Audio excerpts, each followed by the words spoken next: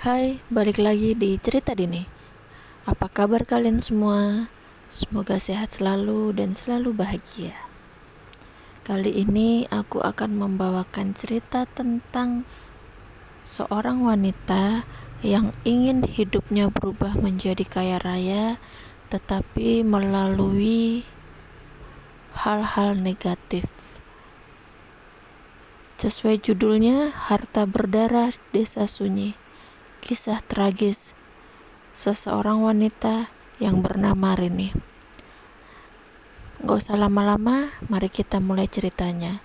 Simak sampai habis ya ceritanya. Di sebuah desa terpencil di Jawa Tengah, tahun 1993, hiduplah seorang gadis bernama Rini. Rini lahir dari keluarga sederhana. Ayahnya petani sawah, ibunya penjual sayur keliling. Rini memiliki 2 saudara, kakak laki-laki dan adik perempuan. Sejak kecil, Rini hidup dalam keterbatasan.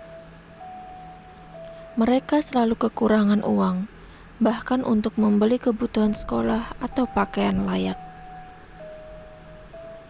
Rini adalah gadis cerdas, tapi kesederhanaannya membuatnya sering merasa iri dengan tetangga yang lebih kaya. Setiap kali ia melihat rumah besar atau pakaian mewah di desa, hatinya menegang. Ia bercita-cita memiliki rumah yang layak, emas, dan kehidupan nyaman. Tapi ia tidak sabar menunggu kerja keras bertahun-tahun. Keserakahan perlahan muncul di hatinya. Suatu sore, ketika Rini sedang menyiapkan sayur di dapur rumahnya, seorang dukun tua muncul di depan pintu. Matanya tajam dan sorotnya menusuk hati Rini. Tubuh dukun itu kurus, berjubah lusuh, tapi ada aura misterius yang membuat Rini gemetar. "Kau ingin kaya bukan? Aku bisa membantumu. Tapi jalan ini penuh harga yang harus kau bayar." Suara dukun bergema dengan nada dingin. Rini menelan ludah. Ia tahu ini salah, tapi hatinya penuh keinginan. Keserakahan menutupi rasa takutnya. Dengan tangan gemetar, ia menerima kain hitam, lilin hitam, dupa, dan mangkuk perunggu berisi air keruh dari dukun itu. "Mulai malam ini, kau harus mengikuti semua perintahku. Setiap langkah salah, harga yang harus kau bayar lebih besar," desah dukun itu. Malam itu, Rini menyiapkan ritual pertamanya. Di tanah depan rumahnya, ia menggambar lingkaran dengan kapur putih, batas antara dunia manusia dan dunia goib. Ia menaruh mangkuk berisi air keruh di tengah lingkaran, menyalakan lilin, dan membakar dupa. Aroma pekat memenuhi rumah. Bayangan bergerak-gerak dan suara bisikan samar terdengar dari sudut. Dukun menuntun Rini untuk mengorbankan seekor ayam hitam. Darah ayam diteteskan ke mangkuk, sementara Rini membaca mantra yang membuat udara di sekelilingnya membeku. Bayangan gelap muncul di permukaan air, menatapnya dengan tatapan kosong tapi penuh ancaman. "Sekarang kau harus bersumpah melakukan apapun demi kekayaan," kata dukun. Rini menulis sumpahnya di kertas hitam dengan darah ayam. Tangannya gemetar, hatinya menjerit, tapi keserakahan mengalahkan rasa takut. Lilin bergetar, bayangan bergerak, dan suara tangisan samar terdengar. Hari demi hari kekayaan Rini mulai bertambah.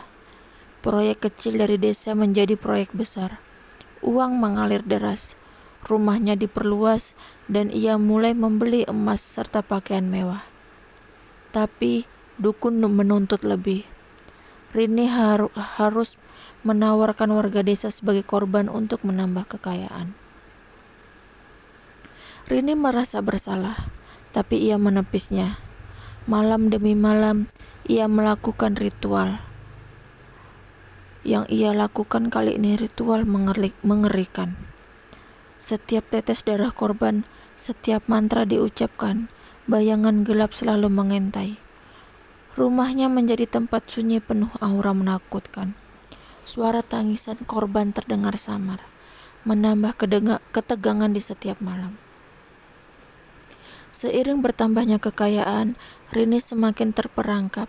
Ia hidup dalam kemewahan, tapi bayangan gelap selalu mengikuti. Malam itu, saat sendirian di rumah besar, lilin hitam berkedip lemah. Ia menatap cermin, tapi bayangan di cermin bukan dirinya.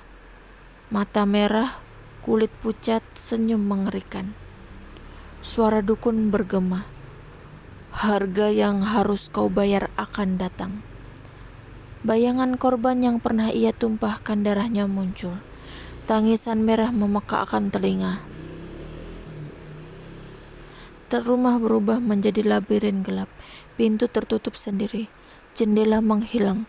Rini tersudut, berlari namun selalu kembali ke tengah rumah. Bayangan menelan rumah, seluruh kekayaan dan tubuhnya. Esoknya, warga desa menemukan rumah kosong. Lilin hitam meleleh, dupa masih berasap, dan tidak ada tanda kekayaan yang tersisa. Desa kembali sunyi sebagai peringatan. Oke, sekian dulu ceritanya. Pesan moral dari cerita ini, keserakahan tanpa batas membawa kehancuran. Kekayaan yang diperoleh dengan jalan salah akan lenyap. Harta dunia tak sebanding dengan harga jiwa dan nurani. Desa sunyi itu menjadi saksi. Setiap langkah gelap meninggalkan jejak tragis bagi mereka yang tergoda jalan pintas.